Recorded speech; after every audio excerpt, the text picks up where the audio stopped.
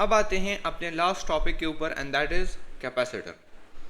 अब जो कैपेसिटर है उसका सिर्फ last he topic charging and discharging of a capacitor आप लोगों के जो ये नया करिकुलम आया है इसमें इंक्लूडेड है, but to be on safe side it is better to learn the whole topic of this capacitor. Okay, इतना मुश्किल नहीं है। कैपेसिटर को आप लोगों की बुक ने डिफाइन किया है that it is a device that can store charge, और फिर बाद में उन्होंने आपसे कहा है capacitor can store electrical energy. Okay, तो इसको समझने की कोशिश करते हैं। हमारे साथ जो मोस्ट कॉमन कैपेसिटर होता है that is a parallel plate capacitor, और पैरेलल प्लेट कैपेसिटर में हमारे साथ दो प्लेट्स होती हैं एंड इनके बीच में या तो वैक्यूम होता है और या कोई डाई इलेक्ट्रिक एलिमेंट होता है। ओके, मोस्ट कॉमनली इनके बीच में एक डाई इलेक्ट्रिक एलिमेंट होता है। ओके, मीडियम होता है, बट फॉर आर सिंपलिसिटी मैं यहाँ पर वैक्यूम ही ड्रॉ कर रहा हूँ। And then we have the positive, इसको हमने कनेक्ट किया positive and negative terminals of a battery के साथ। होता ये है कि जब बैटरी के साथ ये कनेक्ट हो जाए तो चूंकि ये पॉजिटिव साइड है और ये नेगेटिव साइड है, इलेक्ट्रॉन इस डायरेक्शन में फ्लो स्टार्ट कर देते हैं। तो इस प्लेट से तमाम के तमाम इलेक्ट्रॉन निकल जाते हैं, तो इसके ऊपर कौन सा चार्ज डिपॉजिट हो जाता है? Positive charge.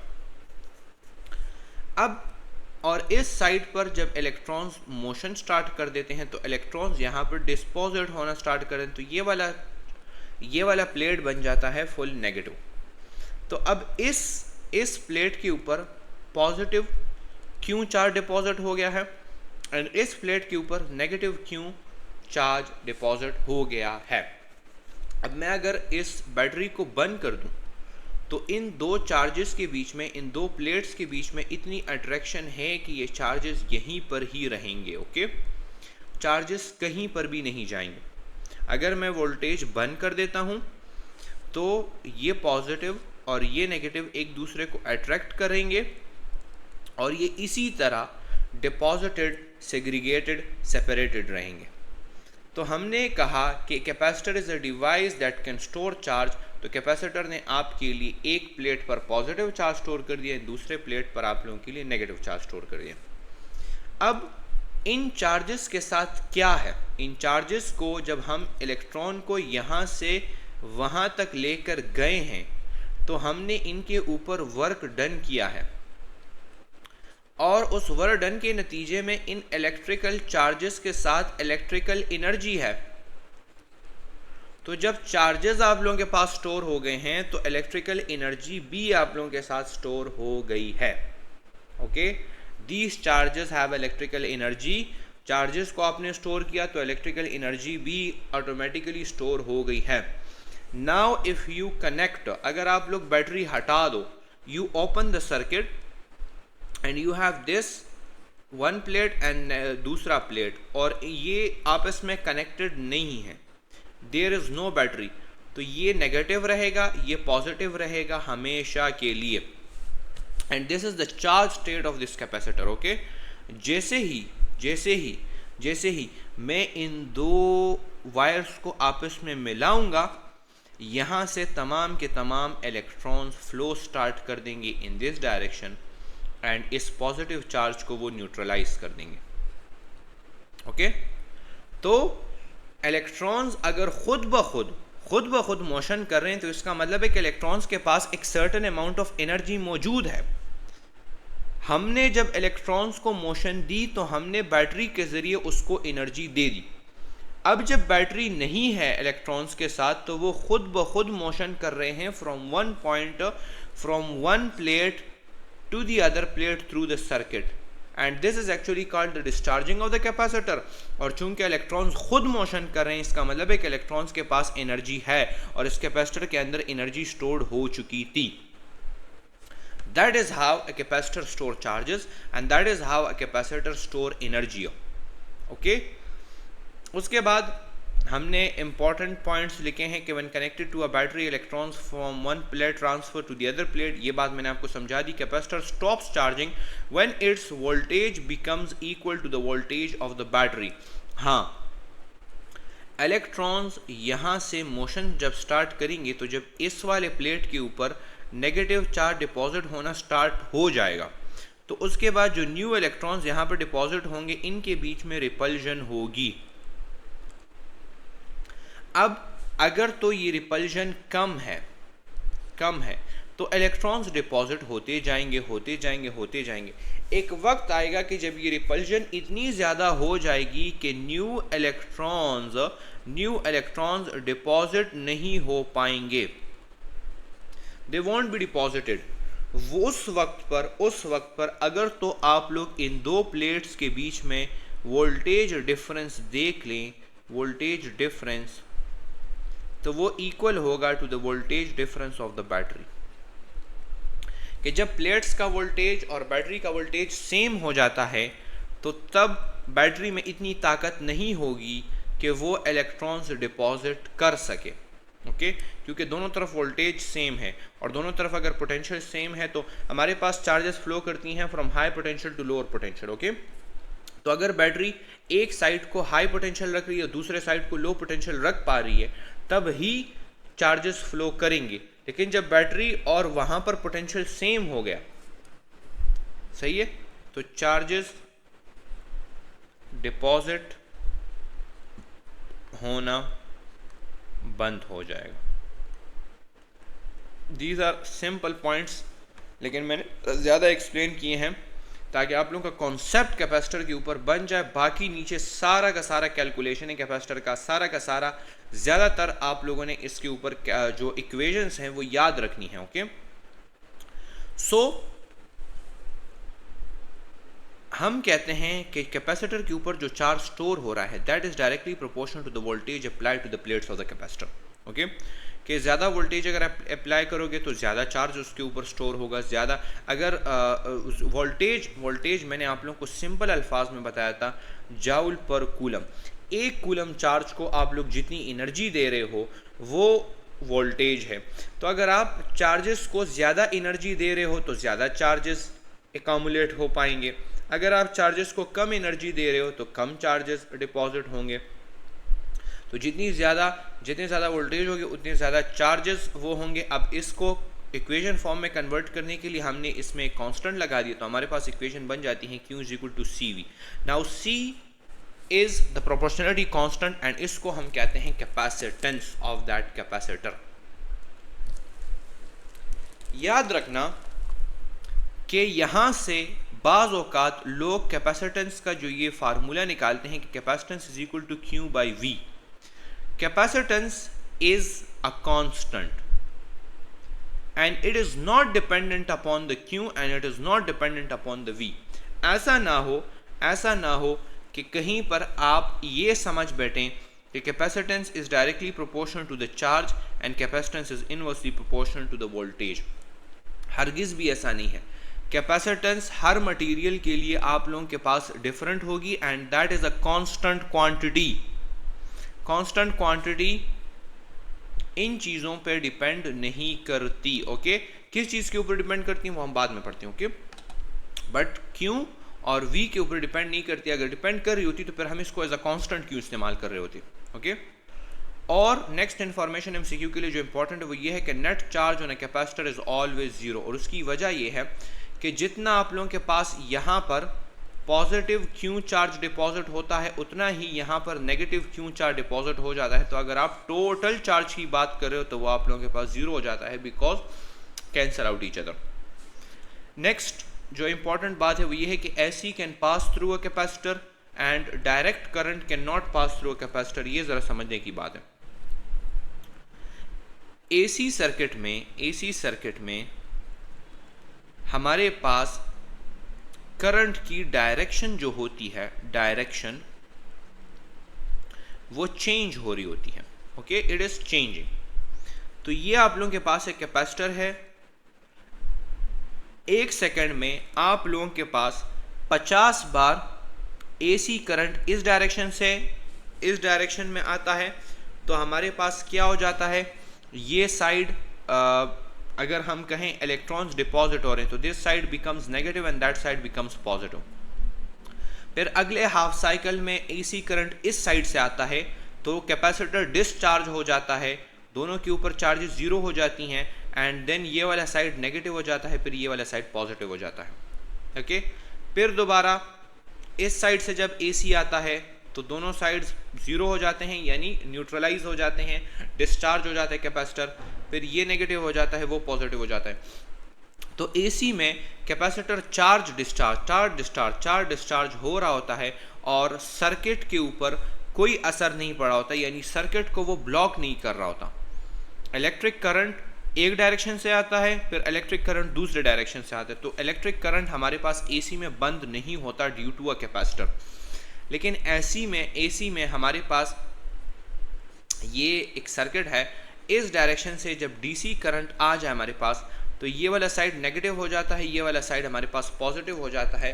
एंड अब कैपेसिटर चार्ज हालत में है, कैपेसिटर को कोई चीज़ डिस्चार्ज करने वाली नहीं है, तो करंट सर्किट में स्टॉप हो जाता है। कैपेसिटर एक बार चार्ज हो गया, मैंने आप लोगों से कहा कि वोल्टेज जो बैटरी की थी और वोल्टेज जो कैपेसिटर की है वो बराबर हो गई है। अब कैपेसिटर के ऊपर चार्ज डिपॉजिट नहीं हो रहा, तो चार्जेस जो हैं वो रुक गए हैं। There is no moving state of the charges. तो DC करंट को ब्लॉक करता है कैपेसिटर। ओके। AC में उसको वो ब्लॉक इसलिए नहीं करता क्योंकि एक साइड से ब्लॉक करता है तो वो पोलैरिटी चेंज हो जाती है, कैपेसिटर डिस्चार्ज हो जाता है बार बार। ओके। अब आते हैं कैपेसिटेंस के ऊपर। आप लोगों की बुक में डिफाइन किया गया है कि it is the capability of a capacitor to store charge is called as the capacitance. Capability of a capacitor to store charge, सही है। यानी हमें एक वैल्यू चाहिए थी कि एक मटेरियल मेरे पास ये है, एक ये मटेरियल है और एक ये मटेरियल है। मुझे किस तरह पता चलेगा कि ये ज़्यादा चार्ज स्टोर करेगा या ये ज़्यादा चार्ज स्टोर करेगा? तो जिसकी कैपेसिटेंस वैल्यू ज़्यादा होगी वही ज़्यादा चार्ज स्टोर करेगा। ओके, वो हम बाद में पढ़ेंगे किस तरह। अब आते हैं दूसरे अल्फाज में, अगर आप लोग उसको डिफाइन करना चाहें तो ये होगा कि the amount of charge on one plate required to raise its potential of the capacitor by 1 volt with respect to the other plate। वो असल में इस डिफिनीशन से आ जाता है हमारे पास कि हम कहते हैं कि C बराबर है Q डिवाइडेड बाय वोल्टेज के। तो उतना अमाउंट ऑफ चार्ज हमें कैपेसिटेंस में हमारे पास उतना अमाउंट ऑफ चार्ज जो इस वोल्टेज को लेकर चला जाए 1 वोल्ट। यानी ये दो प्लेट्स हैं, the amount of charge that can raise the voltage up to 1 volt, that would be the capacitance। okay, so important point ये है कि capacitance is a constant and is not dependent upon the Q and V, ये मैंने आप लोगों को बता दिया है। इसके अलावा unit of capacitance is farad, और फराड किसके इक्वल है? Farad is equal to 1 coulomb divided by 1 volt, और अगर आप बेस यूनिट्स में समझ रहे हैं तो वो होगा पर किलोग्राम पर मीटर स्क्वायर, सेकंड का 4 पावर एंड एम्पेयर का स्क्वायर, और ये उसकी डायमेंशंस बन जाएंगी। For a parallel plate capacitor, अब ये असल इक्वेशन है जिस पर कैपेसिटेंस डिपेंड कर रहा होता है। आप लोगों की बुक में शॉर्ट डिराइवेशन है और लिखा गया है कि capacitance for a parallel plate capacitor बराबर होता है epsilon not A divided by D। अच्छा, सो आई वाज सेइंग कि असल जो इक्वेशन है जिससे आप लोगों को डिपेंडेंसी ऑफ अ कैपेसिटर पता चलेगी, या जिससे आप लोग capacitance of a parallel plate capacitor find out करोगे, वो ये चीज़ है कि कैपेसिटेंस इक्वल है परमिटिविटी, या तो मीडियम की परमिटिविटी या फिर permittivity of the free space E not A divided by D। इससे हमें क्या पता चलता है? हमें ये पता चलता है कि capacitance is directly proportional to the area of the plates. ज़्यादा बड़े प्लेट्स होंगे तो उन पर ज़्यादा चार्ज स्टोर होगा, तो इसीलिए हमारे पास कैपेसिटेंस भी ज़्यादा होगा।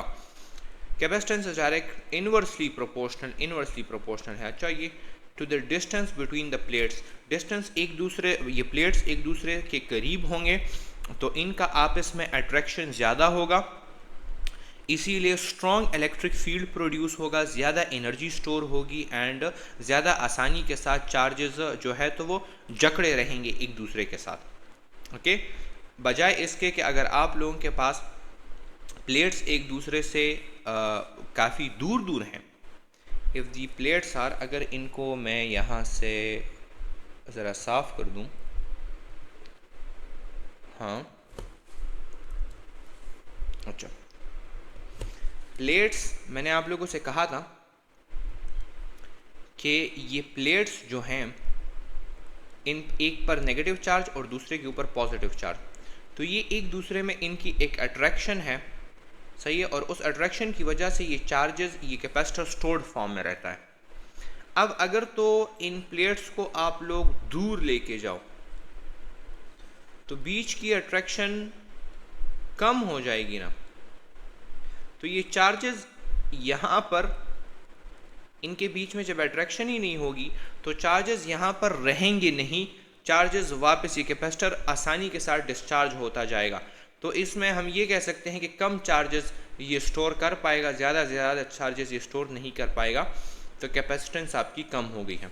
और इसी तरह हमारे पास कैपेसिटेंस जो है तो वो डायरेक्टली प्रोपोर्शनल है to the permittivity of the medium, कि जितनी परमिटिविटी ज़्यादा होगी मीडियम की, कैपेसिटेंस भी हमारे साथ ज़्यादा होगी। So these are the 3 factors जिनके ऊपर capacitance of a parallel plate capacitor depend करता है।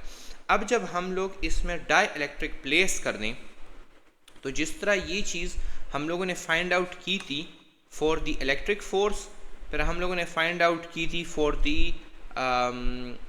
इलेक्ट्रिक फील्ड स्ट्रेंथ, इसी तरह हम लोग यहाँ पर इसके लिए भी फाइंड आउट करेंगे कि सी मीडियम हमारे साथ बन जाएगा उस मटेरियल की परमिटिविटी, उसके साथ हम एरिया मल्टीप्लाई करेंगे, divide that by the distance between the plates. अब जो परमिटिविटी ऑफ द मीडियम होती है वो बराबर होती है relative permittivity multiply by the permittivity of free space, A divided by D। Permittivity of free space A divided by D is equal to C vacuum, तो C med बराबर हो जाएगा ER multiply by C vacuum. अच्छा, जब हम लोगों ने medium introduce करवाया था तो इलेक्ट्रिक फोर्स कम हो गया था, आपको अगर पहला वाला पार्ट याद हो, जब हम लोगों ने मीडियम इंट्रोड्यूस करवाया था तो इलेक्ट्रिक फील्ड स्ट्रेंथ कम हो गई थी, लेकिन जब हम कैपेसिटर के केस में मीडियम इंट्रोड्यूस करवाते हैं तो कैपेसिटेंस असल में इंक्रीज हो जाता है। तो C medium is actually greater than C vacuum by a factor of relative permittivity. ये बात आप लोगों ने कभी भी नहीं भूलनी। इस तरह आप लोगों की बुक ने एक टॉपिक, एक छोटा सा चीज़ डिस्कस की है, वो है डाई इलेक्ट्रिक कॉन्स्टेंट।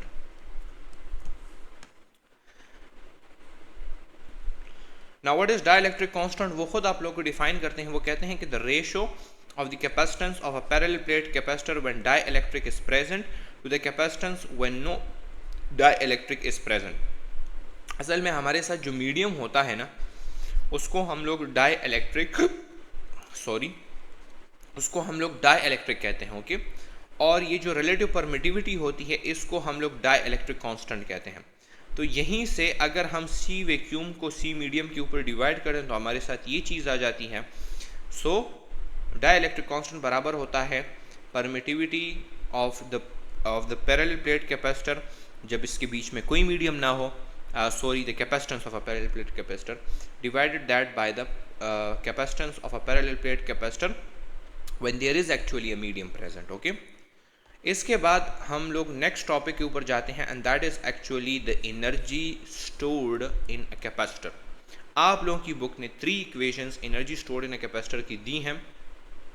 काफ़ी आसान डिराइवेशन है इसकी।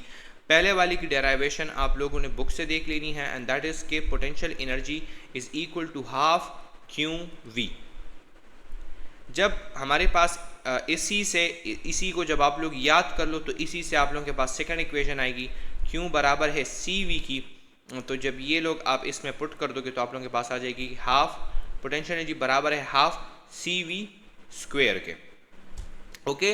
एंड इसको अगर आप multiply by C and divide by C करोगे तो इससे आप लोगों के पास ये बन जाएगा कि CV को दोबारा आप लोगों ने Q लगा लेना है तो उसकी जगह Q स्क्वायर आ गया एंड 2C। तो potential energy is equal to half Q square 2C। यहाँ पर मैं आप लोगों के लिए लिख देता हूँ potential energy is equal to half QV, सही है।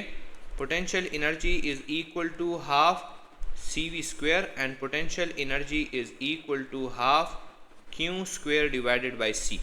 ये 3 इक्वेशंस आप लोगों को दिए गए हैं, आप लोग कहेंगे कि इसका ये 3 क्यों दिए गए हैं, एक से क्यों नहीं काम चल सकता। और इसमें आप लोगों ने कंफ्यूज बिल्कुल भी नहीं होना कि कौन सा इक्वेशन आप लोगों ने किस जगह पर इस्तेमाल करना है। मैं आप लोगों को बताता हूँ। पहले वाले इक्वेशन में आप लोगों के पास क्वांटिटीज़ क्या हैं, चार्ज है और वोल्टेज है। तो अगर आप लोगों को एमसीक्यू में चार्ज गिवन हो, वोल्टेज गिवन हो और आप लोगों से पोटेंशियल एनर्जी मांगी जा रही हो, तो फिर आप लोगों ने ये वाला इक्वेशन लगाना है। अगर आप लोगों को वोल्टेज तो गिवन हो लेकिन चार्ज गिवन ना हो, उसकी जगह पर आप लोगों को कैपेसिटेंस गिवन हो, तो फिर आप लोगों ने ये वाला फार्मूला इस्तेमाल करना है।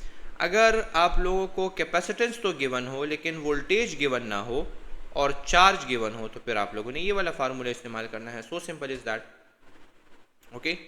एंड फिर एक दूसरी चीज़ आप लोगों की ये है कि इस वाले इक्वेशन में अगर आप लोग ये वैल्यूज पुट करोगे कि voltage from the potential gradient के फार्मूले से हमारे पास पता चला है कि वोल्टेज बराबर है electric field multiply by displacement, and capacitance का ये फार्मूला अभी हमने पढ़ा है। इन दोनों चीज़ों को अगर आप इस सेकंड वाली इक्वेशन में पुट करोगे तो हमारे पास एक इक्वेशन बन जाएगी, एंड दैट इज़ के पोटेंशियल एनर्जी बराबर है हमारे पास किस चीज़ के, पोटेंशियल एनर्जी बराबर है half epsilon naught epsilon R, और ये है हमारे पास ई इलेक्ट्रिक फील्ड का स्क्वायर एंड ए डी। यहाँ पर हम लिख लेते हैं half epsilon naught epsilon R electric field strength का square area multiply by the displacement. अब अगर तो आप लोग देख ले तो area multiply by the displacement हमारे साथ वॉल्यूम है, लेकिन इस क्वांटिटी को जब आप लोग वॉल्यूम के ऊपर डिवाइड करोगे तो ये और ये कट जाएगा, और इस चीज़ को फिर हम कहते हैं एनर्जी डेंसिटी, और वो बराबर है half epsilon naught epsilon R E square.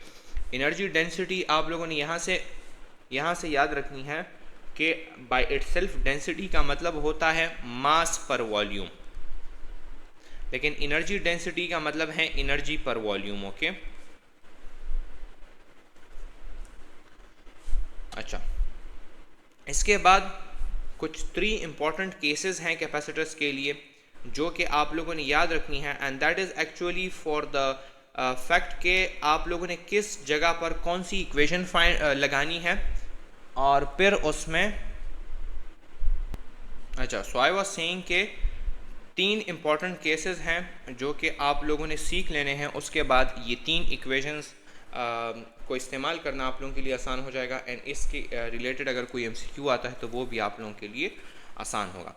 First case है कि जब वोल्टेज कांस्टेंट हो, और वोल्टेज कब कांस्टेंट होगा, जब कैपेसिटर्स को आप लोगों ने पैरेलल में कनेक्ट किया है या battery remain connected to the capacitor, यानी या अगर तो 2 या 3 कैपेसिटर्स हैं तो उनको उनके साथ आप लोगों ने ये किया है कि उनको आपने पैरेलल में कनेक्ट किया है। मैं ज़रा इसको पैरेलल में कनेक्ट कर दूं, सॉरी, 2 या 3 कैपेसिटर्स हैं एंड उनको आप लोगों ने पैरेलल में कनेक्ट कर दिया है, okay. Forgive my drawing, but आप लोगों को समझ आ जाएगी, ओके। तो इन तमाम के तमाम के थ्रू वोल्टेज जो है तो वो कांस्टेंट है। ये पिछले क्लासेस की बात है, ओके, आपके 10th और आपके 9th की, तो ये आप लोगों को समझ आ जानी चाहिए। या अगर एक ही कैपेसिटर है तो जब तक आप लोगों ने इसके साथ बैटरी कनेक्ट की है तब तक इसकी जो वोल्टेज है वो कांस्टेंट रहेगी, यानी नॉन चेंजिंग रहेगी। वही जो वोल्टेज बैटरी की है वही वोल्टेज कैपेसिटर की होगी, तो कांस्टेंट है वोल्टेज आप लोगों के पास। तो हम लोग कहते हैं कि जब वोल्टेज कांस्टेंट है तो एक फार्मूला है हमारे पास कि Q बराबर होता है CV के, ओके। और ये मैंने आप लोगों को ऊपर लिख दिया है। तो इसका मतलब ये बन जाता है कि जो चार्ज है वो डायरेक्टली प्रोपोर्शनल होगा टू द कैपेसिटेंस। ऑटोमेटिकली आप लोगों को पता लग जाना चाहिए कि अगर वोल्टेज कांस्टेंट है तो चार्ज डायरेक्टली प्रोपोर्शनल होगा टू द कैपेसिटेंस। एंड अगर कोई आप लोगों से 2 कैपेसिटर या 3 कैपेसिटर के बीच में रेशो मांगना चाहे तो वो ये होगा कि Q1 डिवाइडेड बाई Q2 बराबर होगा C1 डिवाइडेड बाई C2। ये आप लोगों को पता होना चाहिए। ओके, इसके अलावा पोटेंशियल एनर्जी चूंकि बराबर है हाफ सी वी स्क्वेयर के। ओके, तो जब आप लोगों का v कांस्टेंट हो गया तो potential energy is directly proportional to capacitance, और potential energy 1 by potential energy 2 बराबर होगी कैपेसिटेंस 1 बाय कैपेसिटेंस 2। तो अगर कोई आप लोगों से रेशो मांगे दो कैपेसिटर्स के पोटेंशियल एनर्जी के बीच में, this is your formula. Okay, इसी तरह अगर दूसरे पहले हम इसका एक एमसीक्यू सॉल्व कर लेते हैं, और वो एमसीक्यू ये है कि a capacitor is connected across a 12 volt battery if a dielectric is introduced then which is true. Dielectric introduce कर दिया गया है, तो मैंने जब आप लोगों से कहा था कि when dielectric is introduced capacitance increase हो जाता है, तो पहला वाला ऑप्शन तो करेक्ट है कि कैपेसिटेंस इंक्रीज हो गया है। अब यहां से जब कैपेसिटेंस इंक्रीज हो गया है तो पोटेंशियल एनर्जी भी इंक्रीज हो गई है, तो ये पॉइंट भी करेक्ट है। एंड यहां से कि जब पोटेंशियल एनर्जी जब कैपेसिटेंस इंक्रीज हो गया है तो चार्ज भी इंक्रीज हो जाएगा, तो ये भी हमारे पास करेक्ट है। तो ऑल ऑफ दीज हमारे पास करेक्ट हो जाएगा। इसी तरह एमसीक्यू नंबर 2 है कि if a 4 microfarad and 6 microfarad capacitors are connected in parallel, then the ratio between charge stored in capacitor and energy stored in a capacitor is what? यानी इनके बीच में वो रेशो फाइंड आउट करें, इनके charges का ratio और इनकी potential energies का रेशो। तो Q1 बाई Q2 बराबर है C1 बाई C2 के। C1 आप लोगों के पास 4 है एंड C2 आप लोगों के पास 6 है, तो क्या है हमारे पास 2 2s are and 2 3s are 6, so 2:3 आ जाएगा। अच्छा, potential energy by potential energy 1/2 बराबर है C1 बाई C2 के, तो वो भी हमारे पास 2:3 ही आ जाएगा। सो पहला वाला MCQ का ऑप्शन आप लोगों का करेक्ट है। सेकंड केस के ऊपर जाते हैं, एंड सेकंड केस है हमारे पास when charge Q is constant. अब जब आप लोगों के पास चार्ज Q कांस्टेंट हो जाए तो अब आप लोगों ने रिलेशन फाइंड करना है of the voltage with the capacitance end of the potential energy with the capacitance. Okay, जब क्या कांस्टेंट हो जाए, Q कांस्टेंट हो जाए। ये चीज़ इंपॉर्टेंट है, ये चीज़ के ऊपर आपने गौर करना है कि कौन सी चीज़ कांस्टेंट है और फिर उसके मुताबिक आप लोगों ने इक्वेशंस लगानी हैं। कब चार्ज कांस्टेंट होगा? जब बैटरी कनेक्ट नहीं होगी। ये कैपेसिटर है आप लोगों के पास, और जब बैटरी, ये चार्ज्ड कैपेसिटर है, एक चार्ज्ड कैपेसिटर है, and when battery is not connected तो और चार्ज इसमें डिपॉजिट नहीं हो रहा, ना इससे चार्ज निकल रहा है क्योंकि सर्किट ओपन है, तो चार्ज Q इज कांस्टेंट। तो जब चार्ज Q कांस्टेंट होगा, क्यों हमें पता था कि Q बराबर होता है CV के, और जब ये कांस्टेंट हो गया तो जो V है that is actually inversely proportional to capacitance, और V1 बाई V2 बराबर हो जाएगा C2 बाई C1। ये आप अपने साथ नोट डाउन कर लें। इसी तरह जो पोटेंशियल एनर्जी थी हमारे पास वो बराबर थी half Q square divided by C। तो जब Q कांस्टेंट हो गया तो potential energy is inversely proportional to C, and अब पोटेंशियल एनर्जी हमारे साथ potential energy 1 by potential energy 2 बराबर होगी C2 बाई C1 के। देखो ऊपर वाले केस में जब वोल्टेज कांस्टेंट था तो पोटेंशियल एनर्जी डायरेक्टली प्रोपोर्शनल थी टू कैपेसिटेंस। अब जब चार्ज कांस्टेंट हो गया है तो potential energy is inversely proportional to the capacitance. तो this is very much important. इस चीज में आप लोगों ने कंफ्यूज नहीं होना और ना ही आप लोगों ने इसको इंटरमिक्स कर देना है। ओके, अगर कैपेसिटेंस कांस्टेंट है तो कैपेसिटेंस जब कांस्टेंट होगा तो Q डायरेक्टली प्रोपोर्शन होगा टू द वोल्टेज, यानी जब वोल्टेज बढ़ाओगे क्यू भी बढ़ेगा, एंड जो हमारे पास पोटेंशियल एनर्जी है वो डायरेक्टली प्रोपोर्शनल होगी टू वी स्क्वेयर। और हाँ, जब हमारे पास इस इक्वेशन के थ्रू जब c कांस्टेंट हो गया तो potential energy would be directly proportional to v का स्क्वायर। तो अब अगर आप v को 2 टाइम्स बढ़ाओगे तो पोटेंशियल एनर्जी 4 टाइम्स बढ़ेगी। इंपॉर्टेंट MCQ है। और एक हमने ये चीज़ मिस कर दी है, मैंने यहाँ पर नहीं लिखी, कि पोटेंशियल एनर्जी बराबर होती है half Q square divided by C. तो potential energy would be directly proportional to Q का भी स्क्वायर। तो जब आप चार्ज को 2 टाइम्स बढ़ाओगे तो potential energy would increase by 4 times. उसके ऊपर एक छोटे से टॉपिक के ऊपर आते हैं जो कि आप लोगों की बुक ने तो बहुत छोटा लिखा है, and that is combination of a capacitor. इस साल ज़्यादा इंपॉर्टेंट नहीं है और इस साल ये और टॉपिक्स भी ज़्यादा इंपॉर्टेंट नहीं हैं, बट फिर भी आप लोग सीख लें, and that is combination of a capacitor. यानी जब आप 2-3 कैपेसिटर्स को कंबाइन करते हैं तो कंबाइनली क्या इफेक्ट बनता है। अगर तो आप लोग इन कैपेसिटर्स को सीरीज़ में कनेक्ट करो, सीरीज़ का मतलब ये होता है कि एक कैपेसिटर, दूसरा कैपेसिटर, ये तीसरा कैपेसिटर, एक का पॉजिटिव साइड आप दूसरे की नेगेटिव के साथ, और दूसरा का एक का पॉजिटिव साइड आप दूसरे की नेगेटिव के साथ कनेक्ट करते हो, दूसरे का पॉजिटिव नेगेटिव के साथ, और पॉजिटिव आप लोगों के पास, ये आप लोगों के पास नेगेटिव साइड है। हाँ, जब इस तरीके से आप लोग कैपेसिटर्स को कनेक्ट करते हो कि एक का पॉजिटिव दूसरे की नेगेटिव के साथ कनेक्ट हो जाए, इसको हम लोग कहते हैं series combination of a capacitor. अब series combination of a capacitor में क्या होता है, जो सी इक्विवेलेंट होता है, यानी जो कंबाइंड इफेक्ट होता है इन तमाम कैपेसिटर्स का, या कंबाइंड कैपेसिटेंस होती है, वो कम होती है छोटी से छोटी,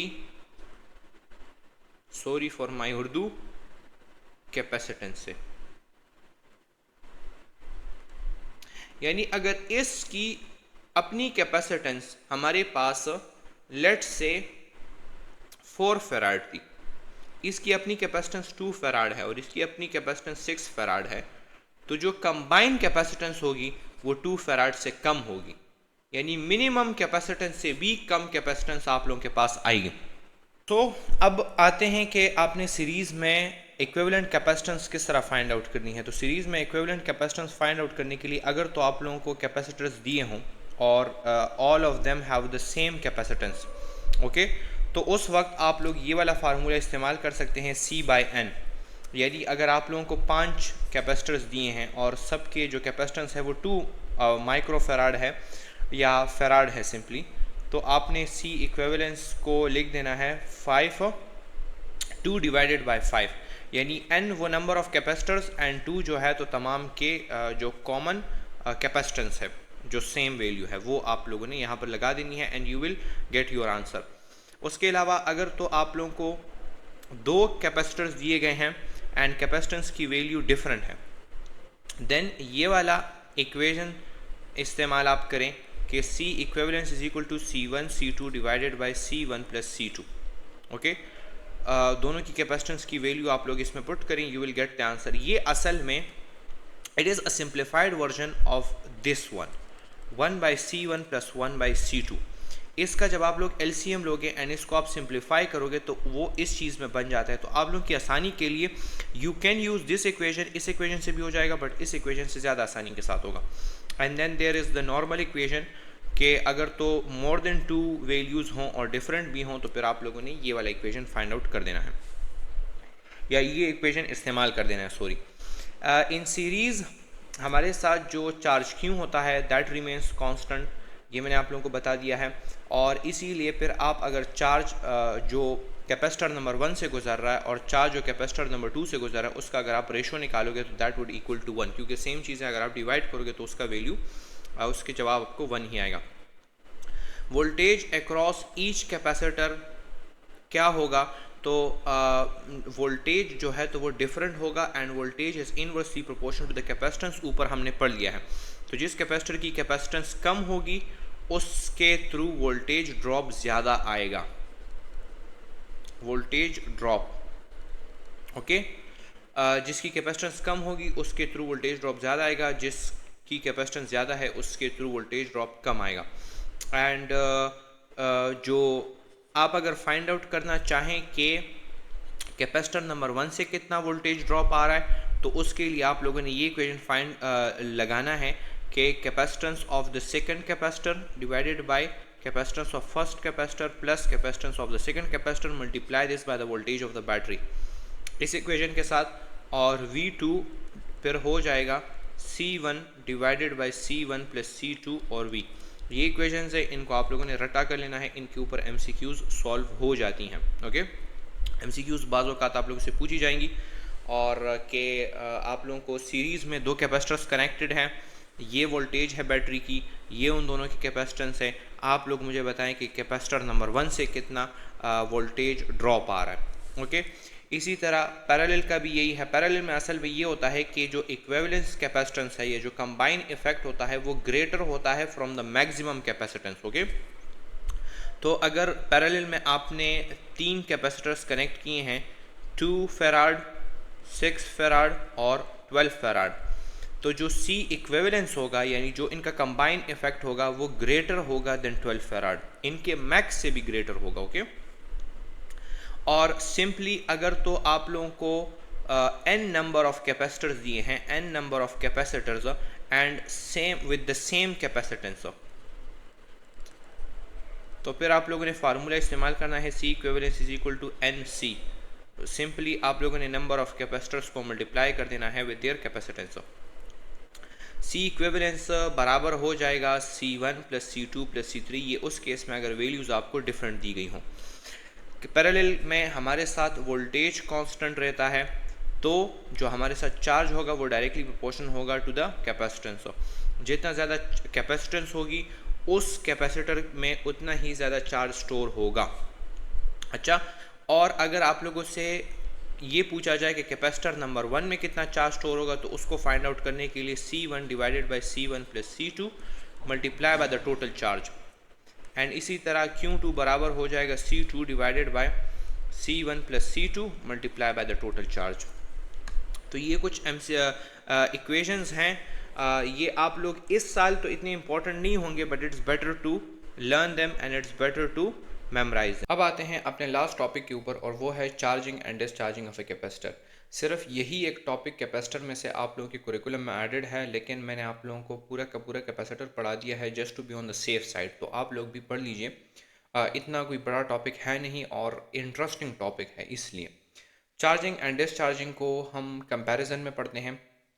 सबसे पहले तो एक कैपेसिटर चार्ज किस तरह होगा, हम सर्किट बनाते हैं। आप लोगों के पास एक कैपेसिटर है, सही है, और उस कैपेसिटर को आप लोगों ने कनेक्ट कर दिया है एक रेजिस्टर के साथ, और सर्किट कुछ यूँ आप लोगों के पास आ जाता है कि नीचे आप लोगों ने एक बैटरी कनेक्ट कर दी है, और यहाँ पर आप लोगों ने एक स्विच लगा दिया है, बट एक ये चीज़ आप लोग एडिशन कर दें, पॉइंट A, B और ये हो गया C। यही सेम सर्किट हम डिस्चार्जिंग के लिए भी बनाते हैं, कुछ इस तरह कि ये आप लोगों के पास एक कैपेसिटर है, you have this resistance R, और नीचे आप लोगों ने बैटरी लगा दी है, एंड यहाँ पर आप लोगों ने एक स्विच लगा दी जिसके 3 टर्मिनल्स हैं A, B और C। जब हम कैपेसिटर को चार्ज करेंगे तो हम क्या करेंगे, A और B को एक दूसरे के साथ कनेक्ट कर देंगे। सो बैटरी के पॉजिटिव टर्मिनल से करंट स्टार्ट हो जाएगा, या अगर आप नेगेटिव टर्मिनल से करंट स्टार्ट करना चाहें, कन्वेंशनल करंट अगर आप लेते हैं या इलेक्ट्रॉनिक करंट अगर आप लेते हैं, एंड वो होते होते होते होते यहाँ पर पॉजिटिव चार्जेस डिपॉजिट हो जाएंगे, यहाँ पर नेगेटिव चार्जेस डिपॉजिट हो जाएंगे, and we have here resistance R। Okay, अब चूंकि ये DC करंट है तो ये करंट यहाँ पर स्टॉप हो जाएगा, और यहाँ से नेगेटिव जो चार्जेस हैं ना, नेगेटिव चार्जेस वो गुजरेंगे इस उसमें, और वो यहाँ पर बैटरी के नेगेटिव टर्मिनल में आ जाएंगे, सही है।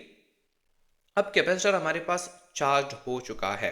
कैपेसिटर कब चार्ज, हमने इसको बैटरी के साथ कनेक्ट किया है, और जब कैपेसिटर का जो पोटेंशियल डिफरेंस V है, V ऑफ द कैपेसिटर, वो बराबर हो जाए V ऑफ द बैटरी के, तब हम कहेंगे कैपेसिटर चार्ज हो गया और कैपेसिटर के ऊपर अब कोई चार्जेस और मज़ीद चार्जेस स्टोर नहीं होंगे। ये मैंने आप लोगों को बताया था when I was first defining the capacitor. Okay, इसके अलावा हमारे पास जब कैपेसिटर को हम डिस्चार्ज कर रहे होते हैं तो हमने बैटरी को हटा देना है और हमने C और A को एक दूसरे के साथ कनेक्ट कर देना है।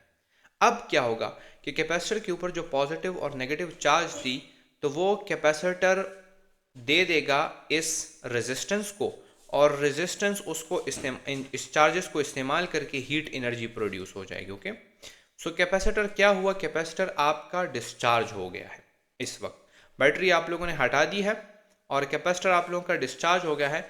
बट डिस्चार्ज होगा कैसे, यहाँ से आप लोगों के पॉजिटिव चार्जेस निकलना शुरू हो जाएंगे अगर तो आप लोगों ने कन्वेंशनल करंट लिया है। ओके, और वो आते आते आते आते इस तरह डायरेक्शन में वो रेजिस्टर के थ्रू आ जाएंगे। अब आप लोग ज़रा डायरेक्शन को देखिए।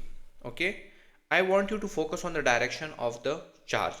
यहाँ पर positive terminal of the battery से चार्ज गया negative terminal of the battery की तरफ। ओके, और यहाँ पर हमारे पास चार्ज गया from the positive terminal of the capacitor to the negative terminal of the capacitor. ये हमारे पास क्लॉकवाइज डायरेक्शन थी और ये हमारे पास एंटी क्लॉकवाइज डायरेक्शन है। ये हमने लिया था conventional current. Okay, conventional current. जब आप लोग इलेक्ट्रॉनिक करंट लोगे तो फिर ये वाली जो डिस्चार्जिंग में है यहाँ पर आप लोगों के पास क्लॉकवाइज डायरेक्शन आ जाएगी, क्योंकि जो इलेक्ट्रॉनिक करंट्स है वो इलेक्ट्रॉन्स के थ्रू आती है, negative plate of the battery से जाती है। तो फिर आप लोगों ने चार्जिंग के केस में एंटी क्लॉकवाइज ले लेना है, क्योंकि फिर आप लोगों के पास इस तरीके से करंट जाएगा। ओके, और सेम इसी तरह आप लोगों के पास करंट फिर इस तरह आएगा फ्रॉम द कैपेसिटर। ओके, तो ये चीज़ आप लोगों ने नहीं भूलनी। तो मैंने सिंपली ये लिखा है कि आप लोग जब कन्वेंशनल, ये आप लोगों ने कन्वेंशनल करंट लिया है। ओके, तो क्लॉकवाइज डायरेक्शन में चार्जिंग में आएगा एंड डिस्चार्जिंग में एंटी क्लॉकवाइज डायरेक्शन में आएगा। अब clockwise and anti clockwise important नहीं है, सिंपली आप लोगों ने ये पॉइंट नोट डाउन कर देना है। You just have to write the point that the direction of the current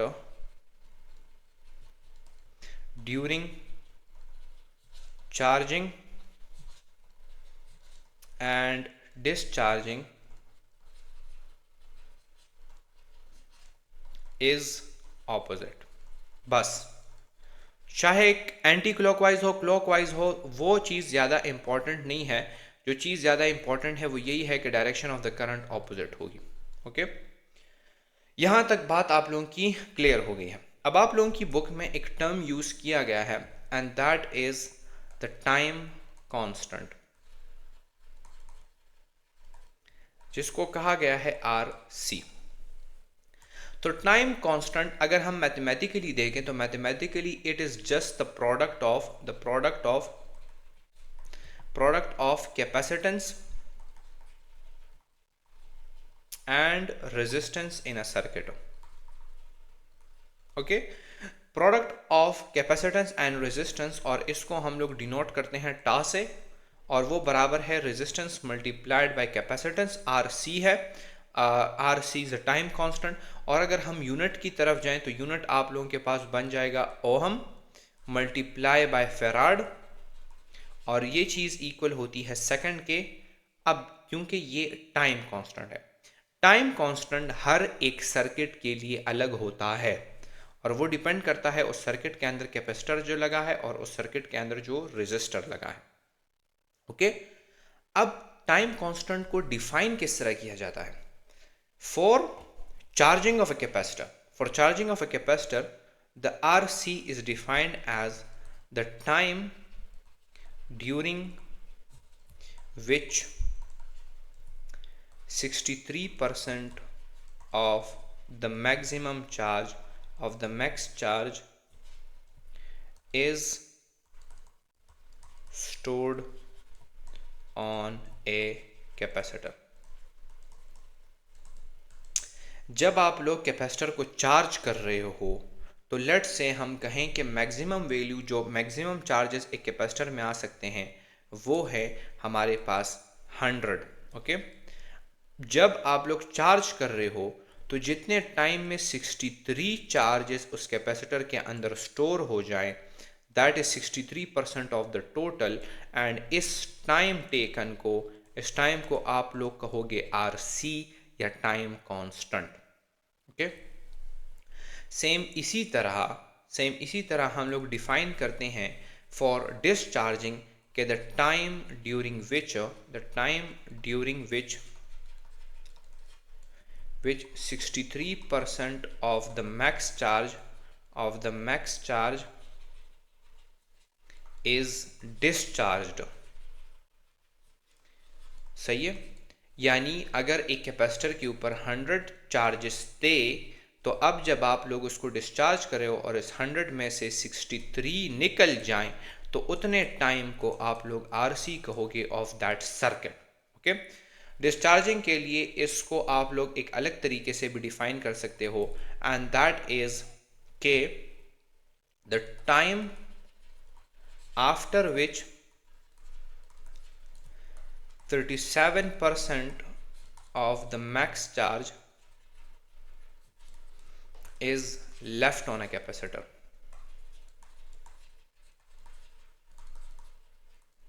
okay, जब 63 चार्जेस चले जाएंगे तो बाकी रह जाएंगे कितने चार्जेस? 37।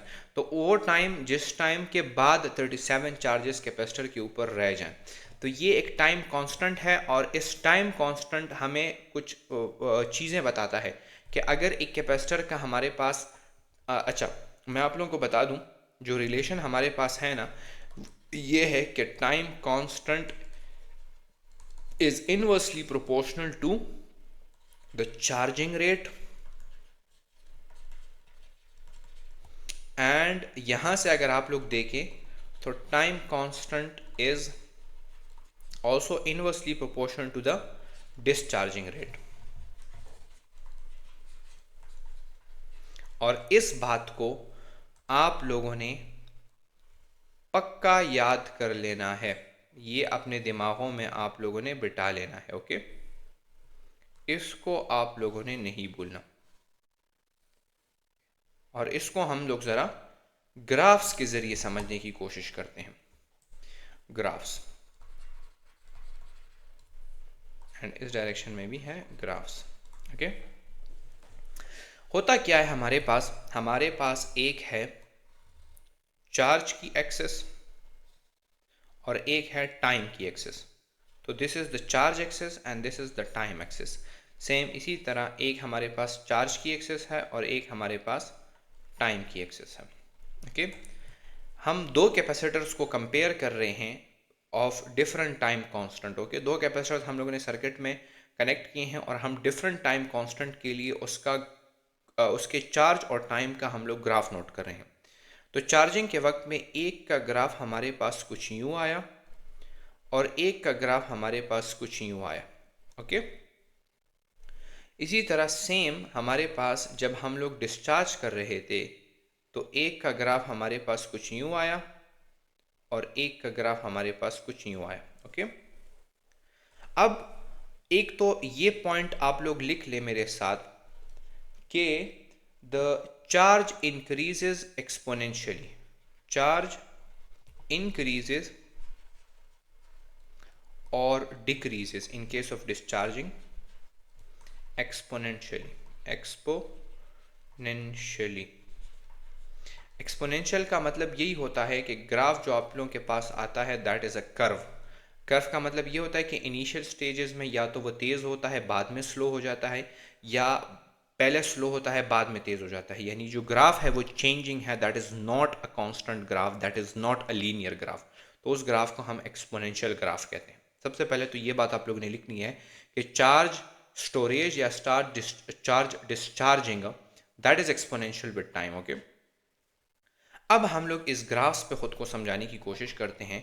मैं चार्ज दे रहा था कैपेसिटर को, चार्ज बढ़ रहा था, बढ़ रहा था, बढ़ रहा था। एक टाइम आया कि इसके ऊपर चार्ज स्टोर हुआ 63% of the max, 63% of the max. Okay, जो मैक्सिमम चार्ज स्टोर हो सकता था उसका 63% स्टोर हो गया।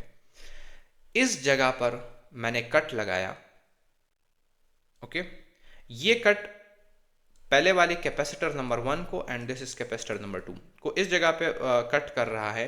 तो इस लाइन को जब मैं नीचे लेकर आऊँगा तो ये टाइम एक्सेस को यहाँ पर कट कर रहा है और ये वाला टाइम एक्सेस को यहाँ पर कट कर रहा है। ओके, इसका मतलब ये है कि इसका ये टाइम कांस्टेंट है और इस दूसरे कैपेसिटर का ये टाइम कांस्टेंट है। अब इसका टाइम कांस्टेंट चूंकि छोटा है, C1 का time constant is smaller. Okay, तो क्या है हमारे पास जो ग्राफ आया है that is more steep, more steep. और इसका मतलब ये है कि ये वाला कैपेसिटर आप लोगों का जल्दी चार्ज होगा। इफ इट इज स्मॉलर तो कैपेसिटर जल्दी चार्ज होगा। तो जिस कैपेसिटर के लिए टाइम कांस्टेंट जितना कम होगा वो कैपेसिटर उतना ही जल्दी चार्ज होगा। तो ये मैंने आप लोगों को लिख दिया है, when the time constant is smaller तो चार्जिंग रेट जो आप लोगों का होगा, चार्जिंग रेट आप लोगों का ज़्यादा होगा एंड वो कैपेसिटर उतनी ही जल्दी चार्ज होगा। ओके, इसी तरह इस वाले कैपेसिटर को आप लोग अगर देख लो तो इसका ग्राफ आप लोगों को उस ग्राफ से स्टीप नहीं है, इसका स्लोप उसके स्लोप से छोटा है। तो इसका मतलब ये कि ये ज़्यादा टाइम लेगा, ज़्यादा वक्त लेगा चार्ज होने में। अब फिर जब आप लोग इसी सेम कैपेसिटर्स का डिस्चार्जिंग का ग्राफ देख लो तो डिस्चार्जिंग का ग्राफ कुछ यूँ आता है कि ये C1 है और ये C2 है। ओके, चार्ज यहाँ पर 100 था, चार्ज जब डिक्रीज हुआ 67%, यानी ये 63% का चार्ज चला गया और यहाँ पर कितना चार्ज रह गया, इसके ऊपर 37% का चार्ज रह गया और 63% का चार्ज चला गया। तो जब हम लोग इसके लिए टाइम कांस्टेंट निकालेंगे तो ये हमारे पास यहाँ पर आया और इसका वाला हमारे पास यहाँ पर आया। Okay, this is RC and this one is RC for that one. तो जो कैपेसिटर जिस कैपेसिटर का टाइम कांस्टेंट कम होगा वो उतनी ही जल्दी हमारे पास डिस्चार्ज होगा। तो हमने यहाँ पर लिखा है कि time constant is inversely proportional to the discharging rate. Time constant जितना कम होगा उसका डिस्चार्जिंग रेट उतना ही तेज़ होगा। तो मतलब मसलन नहीं, शॉर्ट बात यह है कि जो कैपेसिटर जल्दी चार्ज होगा वो कैपेसिटर उतनी ही जल्दी डिस्चार्ज भी होगा। जो कैपेसिटर ज़्यादा वक्त लेगा चार्जिंग में वो कैपेसिटर उतने ही ज़्यादा वक्त लेगा डिस्चार्ज होने में। यहाँ से एक और रिलेशन भी आप लोग फाइंड आउट कर सकते हैं या लिख सकते हैं एंड दैट रिलेशन इज़ कि आप लोगों का जो स्लोप है that is actually directly proportional to the charging rate. जितना ज़्यादा स्लोप होगा उतना ही ज़्यादा चार्जिंग रेट होगा। चार्जिंग रेट का मतलब कि उतनी ही जल्दी वो चार्ज होगा एंड जो स्लोप है वो इन्वर्सली प्रोपोर्शन है आप लोगों का to what, to the time constant, to the time constant. जितना बड़ा टाइम कांस्टेंट होगा उतना ही छोटा आप लोगों के पास स्लोप आएगा। सेम इसी तरह इधर भी अप्लाई होता है कि slope is directly proportional to the discharging rate. जितना ज़्यादा स्लोप होगा, जितना स्टीपर स्लोप होगा, जितना बड़ा स्लोप होगा आप लोगों के पास, उतना ही आप लोगों के पास डिस्चार्जिंग रेट ज़्यादा होगी। एंड स्लोप जो है तो वो इन्वर्सली प्रोपोर्शन है टू द टाइम कांस्टेंट। जितना बड़ा स्लोप होगा उतना ही कम टाइम कांस्टेंट होगा।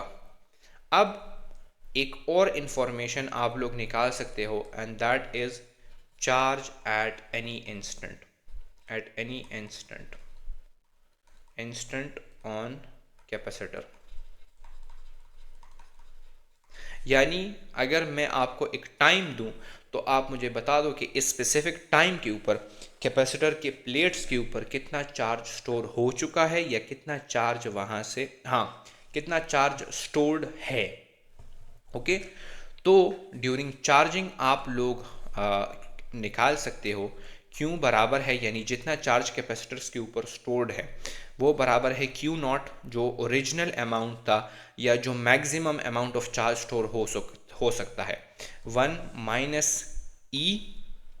ई आप लोगों के पास एक कांस्टेंट है जिसकी वैल्यू है 2.7, ओके। और ई को आप लोगों ने ई का पावर है आप लोगों के पास टाइम, जिस टाइम के लिए आप लोग चार्ज निकालना चाहते हो, और उसको डिवाइड किया है आरसी के ऊपर। ये फार्मूला है फॉर चार्जिंग के वक्त आप लोग charge on a capacitor find out कर सकते हैं। एंड इस तरीके से एक दूसरा फार्मूला है फॉर डिस्चार्जिंग, और वो बराबर है क्यू नॉट ई, और उसको आप लोगों ने, उसका पावर है टी बाई आर सी। ये 67% आप लोगों के पास जब चार्ज 67% स्टोर होता है, और यहाँ पर आप लोगों के पास चार्ज 37% स्टोर होता है, ये हम इस इक्वेशन से भी फाइंड आउट कर सकते हैं। और वो किस तरह, अगर हम इसमें time equal to R C put कर दें कि एक आर सी गुजरने के बाद, एक टाइम कांस्टेंट गुजरने के बाद मेरे पास कितना चार्ज स्टोर हुआ है, तो आप लोगों के पास, जब आप लोग इसको सॉल्व करोगे, कैलकुलेटर आप लोगों ने इस्तेमाल करना है इसमें, और इस एमसीक्यू, इस इक्वेशन के ऊपर आप लोगों के एमसीक्यूज़ नहीं आएंगे। सिर्फ आप लोगों को ये इक्वेशन याद हो, that is more than enough, क्योंकि आप लोगों ने कैलकुलेटर इस्तेमाल करना होता है इस इक्वेशन में, एंड एमडी कैट में आप लोगों को ये इक्वेशन इस्तेमाल नहीं करना होगा, okay. And same is the case with this one, okay. तो चार्ज बराबर होता है 63% के। जब आप लोग आर सी इसमें पुट करोगे, आर सी यहाँ पर पुट हो जाएगा, तो ये एक दूसरे को कैंसिल आउट कर देंगे, एंड आप लोगों के जो चार्ज होगा वो इक्वल होगा टू 63%। सेम इसी तरह जब आप लोग यहाँ पर इसमें आर सी पुट करोगे तो चार्ज बराबर होगा 37%, यानी एक आर सी गुजरने के बाद प्लेट्स पर 37% चार्ज बाकी रहेगा of the original, okay, of the original. और यहाँ पर 63% ऑफ द चार्ज बाकी होगा of the original. This was all about capacitor, and this was all about the electrostatic chapter. Hope you liked the lecture. अच्छा, तो ये formula sheet है, जितने भी फार्मूलाज हम लोगों ने इस्तेमाल किए हैं इस पूरे चैप्टर में, इलेक्ट्रोस्टैटिक्स में, वो यहाँ पर लिख दिए गए हैं। आप लोग यहाँ से उनको जल्दी जल्दी रिवाइज कर सकते हैं। Until next time, अपना ख्याल रखिए। वस्सलाम।